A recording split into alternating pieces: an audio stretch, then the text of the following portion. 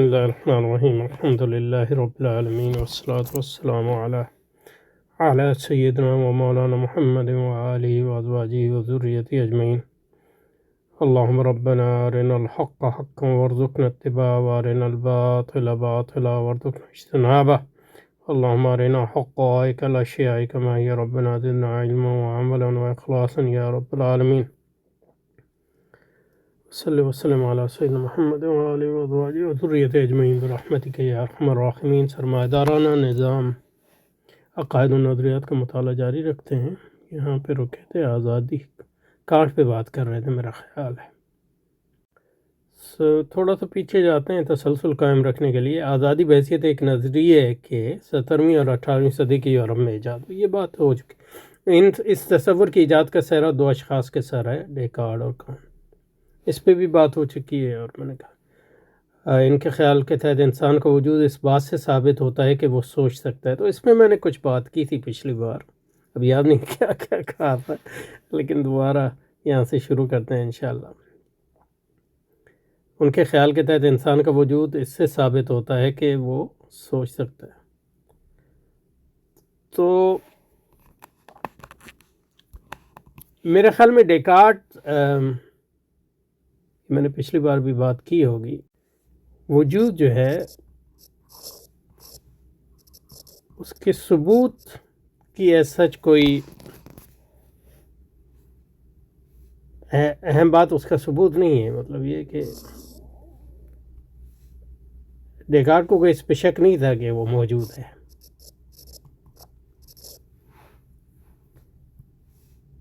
لیکن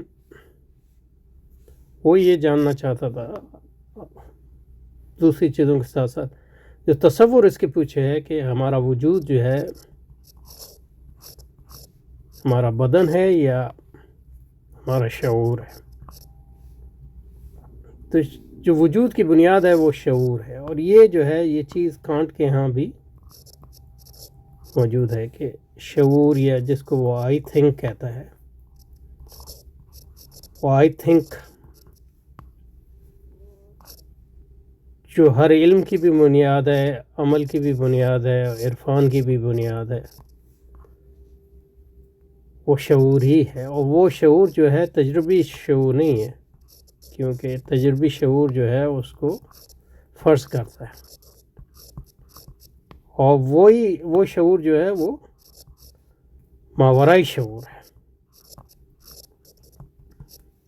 دونوں ڈیکارٹ کے ہاں بھی اور کانٹ کے، اسی ماورائی شعور کی بنیاد پہ انسان کی خدائی کا اقرار کرتا ہے کانٹ مثلا، اور وہی جو مطلب آزادی کی بھی بنیاد ہے، وہی ماورائی شعور جو ہے۔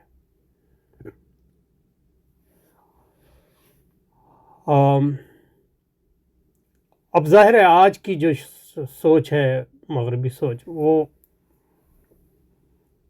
یا دوسری جو سوچ ہے مثلا مادیت والی مارکس وغیرہ کے ہاں، وہ شعور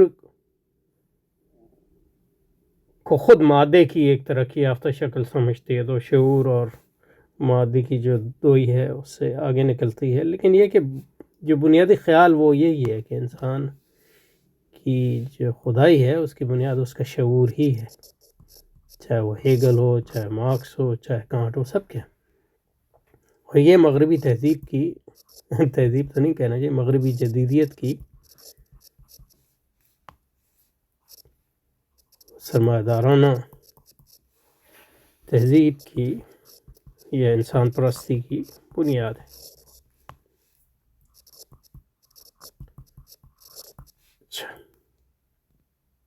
اب یہ جو بنیادی میں نے توجہ کی ہے اسی کے تناظر میں آپ اگلے جملوں کو سمجھ سکتے ہیں۔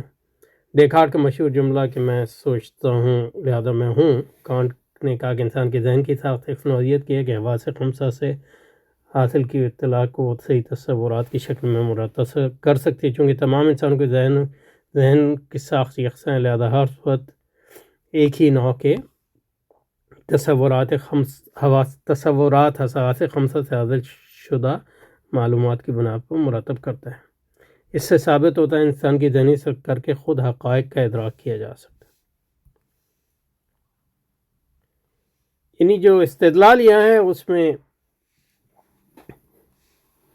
جو اصل چیز یہاں وہ یہی ہے کہ انسانی ذہن، شعور، اور یہ ماورائی شعور کی بات کر رہے ہیں ہم، یہی انسان کی جو ہے خدائی کی بنیاد ہے.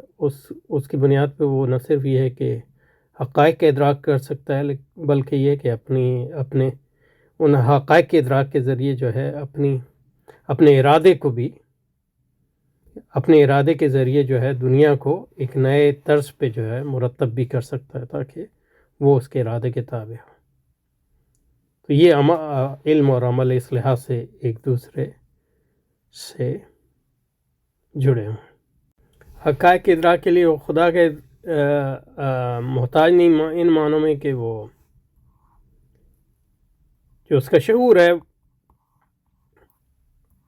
وہ ایک خدائی چیز ہے ان معنوں میں، کیونکہ خدا مثلا کائنات، اگر خدا کو جو مانتے ہیں جیسے ہیگل اور کانٹ، وہ اس کو شعور ہی سمجھتے ہیں ان معنوں میں کہ وہ شعور کامل ہے. انسان ان معنوں میں قائم بالذات ہے کہ حقیقت تک رسائی کے لیے اس کا اپنا ذہن اس کی رہنمائی کرتا ہے. یہ جو کانٹ کا میچورٹی کا تصور ہے وہ یہی ہے. تنویریت، کانٹ جو ہے تنویریت پر اس کا جو مضمون ہے چھوٹا سا، واٹ از انلائٹمنٹ.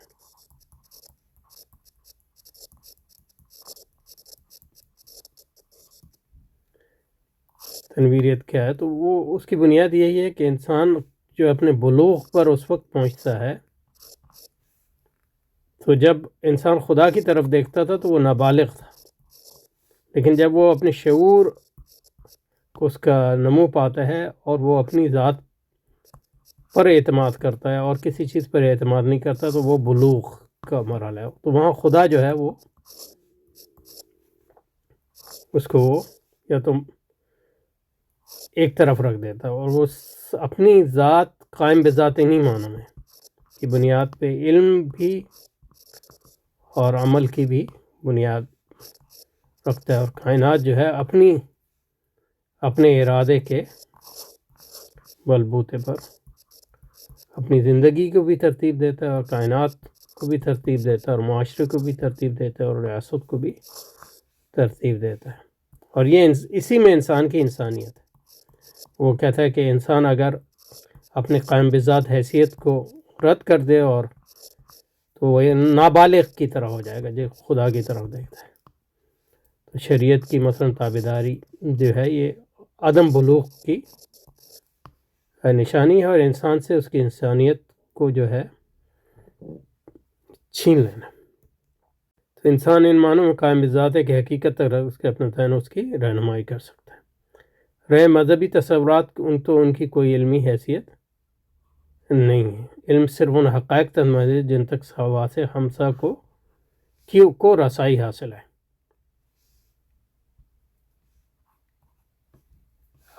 یہ اس کی بنیاد پہ مثلا قیاس. تو شعور اصل چیز ہے. حواس خمسہ سے آپ اطلاع لیتے ہیں، اور شعور جو ہے اس کو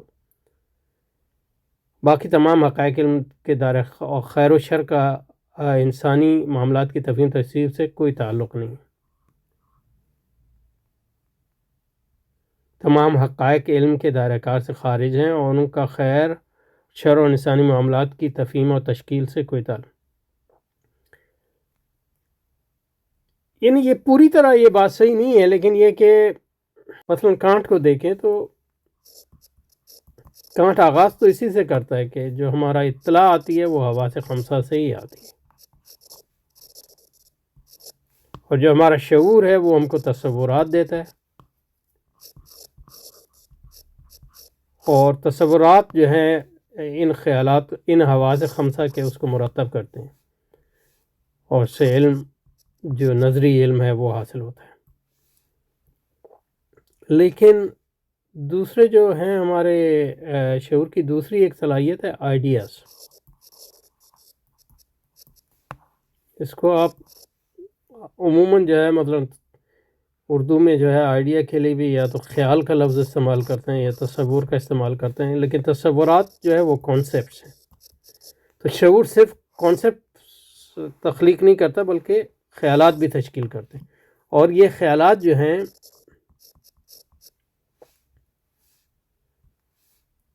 اس لیے وہ تخلیق کرتا ہے کہ انسانی شعور کی یہ فطرت ہے کہ وہ تکمیل کا خواہاں ہے۔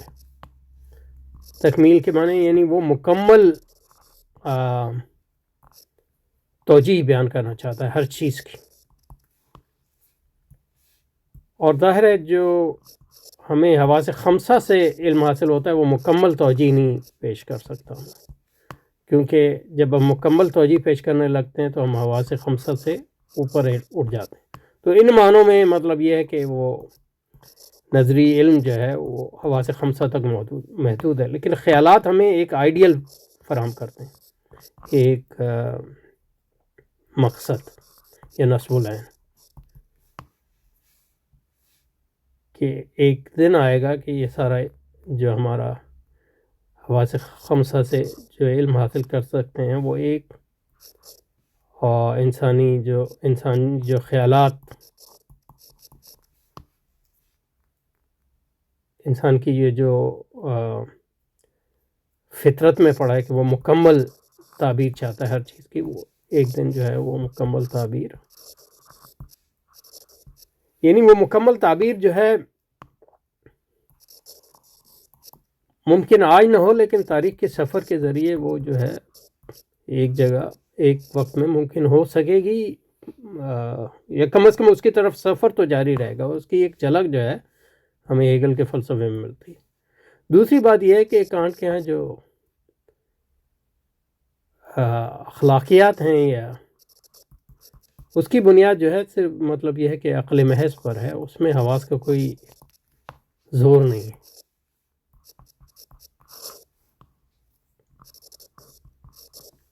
تو ان معنوں میں یہ کہنا صحیح نہیں ہے کہ ہمارا علم جو ہے حواس خمسہ تک محدود ہے، کیونکہ جو اخلاقی علم ہے وہ بھی علم کی ایک قسم ہے، لیکن وہ حواس خمسہ وہ شعور سے ہی نکلتا ہے، شعور کے علاوہ کسی چیز سے نہیں نکلتا۔ اور پھر تیسری اس کے ہاں جو ہے مثلاً ایک نظریہ عرفان کا جو علم سے آگے ہے، وہ پھر جو ہمارا علم ہے نظری جو غیر مکمل ہے، غیر مکمل توجیہ ہے، اور جو ہماری اخلاقیات ہے ان کے درمیان جو خلیج ہے اس کو پاٹنے کی کوشش کرتا ہے، اور مکمل توجیہ کے بارے میں ایک نقطہ نظر دیتا ہے۔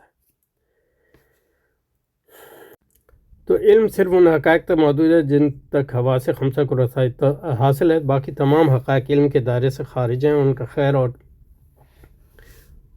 خیر اور شر اور انسانی معاملات کی تفہیم و تشکیل میں سے کوئی تعلق نہیں۔ تو یہ جو ہے ایک طریقہ ہے کانٹ کو پڑھنے کا، ایک دوسرا طریقہ میں نے جو ہے آپ کو بتایا۔